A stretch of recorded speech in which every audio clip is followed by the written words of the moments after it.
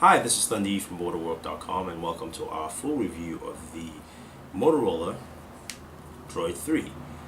This is Motorola's latest entry into the Droid market space, and we know the Droid 3 is actually the successor to the original Droid as well as the Droid 2, which set up the whole Android craze. So Motorola has released the latest version, so let's quickly go ahead and take a look at the hardware again, and although we've done that before, but just a refresher.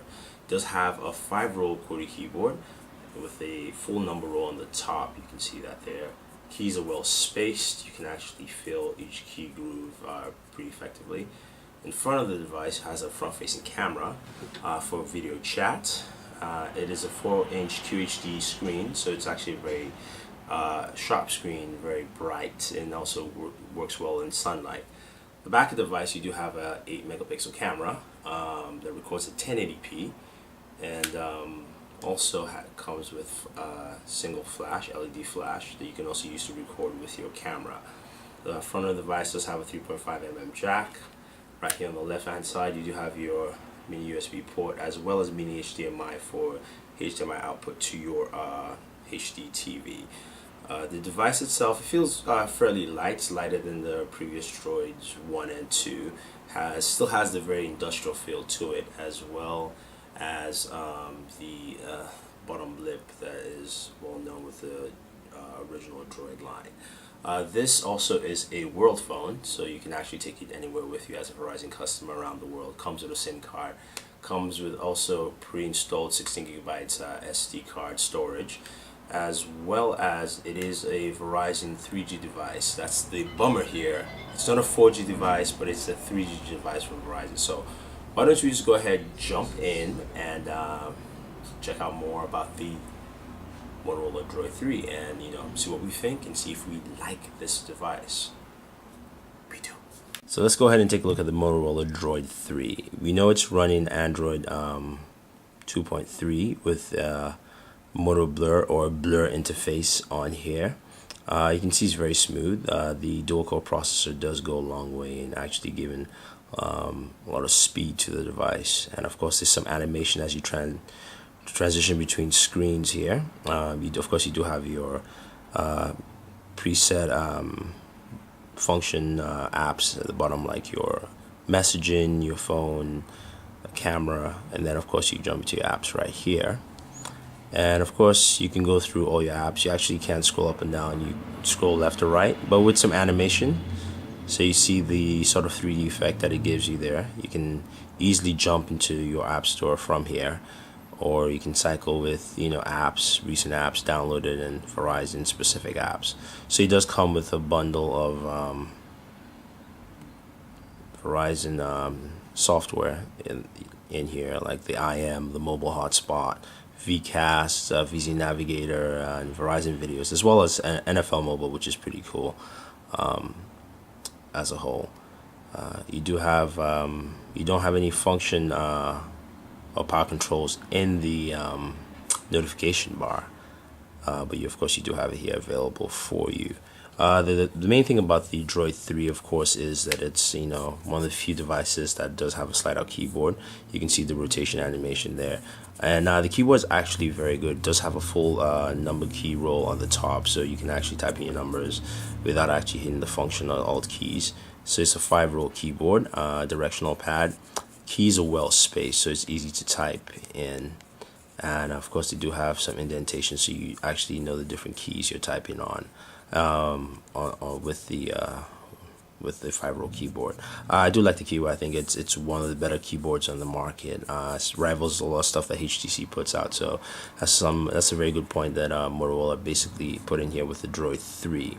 As far as weight, it's not heavy. It feels very industrial though.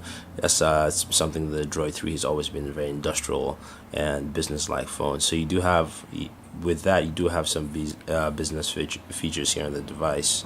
You do have Citrix. Let's head back here to all apps. So you do have Citrix here for your business customers, so you can actually connect in there. And this is also global phone, so basically you can use this around the world since it does contain a SIM card in there. Another thing about the Droid 3, of course, it does have a front-facing camera for video chat, and you also do have the rear camera, which is a 1080p camera. You can record in 1080p as well as take stills at 8 megapixels. The thing about the camera interface is once you get into there, you can actually see your previous picture, so you can see my shoes. You can rotate, of course, the camera to the front-facing camera. You can see the quality of that actually is it's not bad. You take pictures, of course, you can also switch to camera mode and record off the front-facing camera.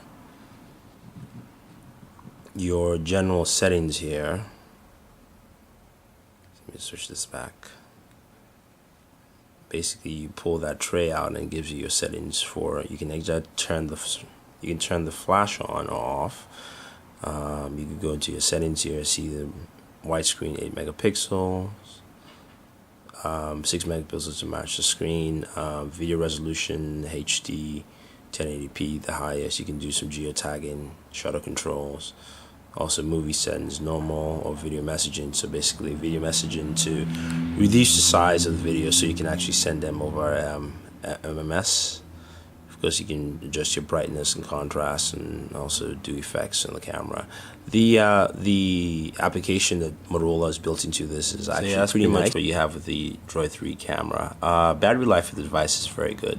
Motorola's added some features with battery management that helps you manage your battery life, so you can change your battery mode to nighttime saver, maximum battery saver, or just performance, or you can actually customize your battery mode in there. You can also do like a data saver and data delivery to control how it synchronizes data, so basically that reduces your battery use. Also, you do have your HDMI connector, it's for your overscan.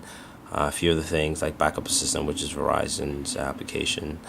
And let's just go here, check out our About phone and see the software. We do have Android 2.3.4 for this device here. So yeah, I mean, there's a lot to like about the Droid 3. The device itself is very similar to what you had with the original Droid design-wise. It's a little bit more streamlined, but still the very industrial feel. The keyboard actually is very, very good. So it's a very nice keyboard and very flush. Has a good camera for recording video. Taking stills, not so much. Stills take some decent quality pictures, but not as much with a camera compared to competitors. But recording at 1080p is actually pretty nice. You do have a lot of business-like features here with Citrix, as well as LogMe and a few other applications pre-installed on the device. And it is a global phone, so you can take it anywhere with you in the world as a Verizon customer. The only downside I see, one of the main downsides I see with this is actually the fact that it is a Verizon device that isn't 4G capable. It's only 3G. And even though Verizon had a big push for 4G, it doesn't come with 4G built in. It's actually a 3G device only. The other thing to note that it does have an HDMI port, but no one provides you with a cable, so you do have to buy cables for that. So that's also a bummer there. But overall, it's a very good device. Like I said, battery life is very good. You can customize your battery performance. Blur on this actually works very well. Fewer slowdowns, not like the animation. Some of the custom overlay features are pretty cool and add a lot. For instance, you have this overlay here with your preferred contacts, or your featured contact, or your favorite contacts. You can customize and add more by simply just sliding that down, and you can see you can add more, you can rearrange, and you can slide it back up again. And so there's a little things that Blur adds to Android that give it a nice boost and adds a lot more to it. So it's pretty nice. Overall, I think Motorola has done a good job with the Droid 3, and I definitely recommend this phone, especially for Verizon users who want a QWERTY keyboard and on the system, and knowing that there is no QWERTY keyboard device on Verizon at this moment, other than the original Droid. So the Droid 3 actually comes in, and I definitely say it's a very solid buy. So if you guys have any questions, any comments about the Droid 3, let us know. Don't forget to subscribe to all our pages: YouTube, Twitter, and Facebook. It's all Booredatwork with 2 O's. So this is Thunder from Booredatwork saying thank you and always enjoy entertainment.